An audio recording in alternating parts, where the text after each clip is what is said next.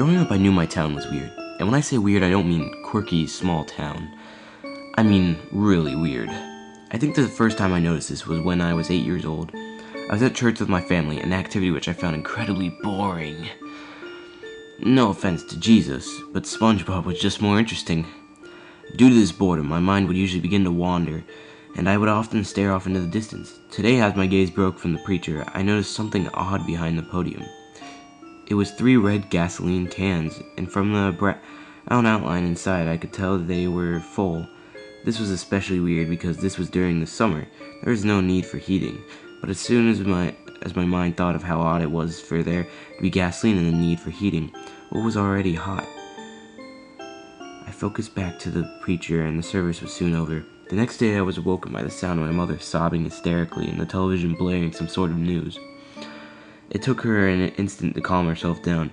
When she did, she tried her best to explain to an 8-year-old that several of my friends and her friends as well had died in a fire when the church suddenly caught on fire.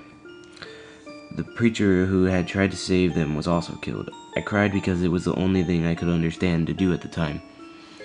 As the weeks went by, families mourned the losses of loved ones, and the news had begun reporting more bizarre aspects of the fire. Apparently, some of the children's bodies were never found. This baffled police because, according to reports, the doors were locked and all the windows were still unbroken. The missing children were declared a cold case 3 years later on my 11th birthday. Time went by. I eventually was able to get over the death of my friends that were killed in the fire, and eventually I began becoming a top student, getting a good job, and going to the university, far from that small, weird town and all that pain it brought with it. For a while, everything was peaceful. My life was perfect. One day, after a long night of university drinking, I was abruptly woken up by a call from my friend Chad. He had stayed in the town due to his mother's illness and was wondering if he'd like to visit him and hop bars for a night. Without hesitation, I immediately said yes, and within a week, I prepared for my trip.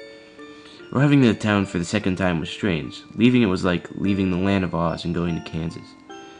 Going back was like being thrown back into a world of just pure awe and strangeness. It's hard to explain how this town makes me feel, even now knowing what I know, but I'm getting ahead of myself. I arrived at Chad's house around 3 p.m. and greeted his mother. Her chemotherapy was apparently doing wonders for her, and they were in high hopes of remission. Chad and I left for the bars and said goodnight to his mother. We got into the car and began driving. "So what's it like in the big city, Mr. University?" he asked, nudging my arm. "Oh, you know, man, just, being busy, buddy. Trying to get it over with as fast as possible." The ride went quiet for a bit. We exchanged some small talk, but nothing noteworthy. We were going to save that for the bar. As we kept driving, we came upon a car crash. I was prepared to stop when Chad pulled out a knife and pressed it to my stomach. "Keep driving or I'll gut you," he said in a calm voice. I kept going, passing by the crash victims as they screamed for help. What the hell was that about? "They needed help," I yelled. Chad was blocking me out. He was on his phone dialing 911. It was clear he knew something. "Chad, what the hell is going on?" I said again, staring at him. Angrily and confused, he looked scared and almost white as a ghost. "You've been gone for too long to know the true stories about what happened, haven't you?" he said. "I suppose so. Now how about you enlighten me?" I replied, a hint of anger still in my voice. "I can't explain it to you now, but tonight watch the news and you'll learn all you need to know," he said quietly. "If you're wrong about this, I'm kicking your ass," I said, trying to forgive him. Maybe just trying to believe him, that those people didn't need help. That night I sat down in my lazy boy and turned on the television.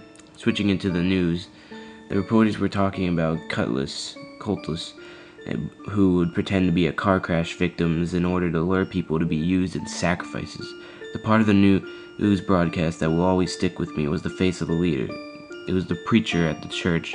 All those years ago, among the bodies that were found, several of the children who went missing during the fire were present, mutilated and decayed from years of ritual abuse.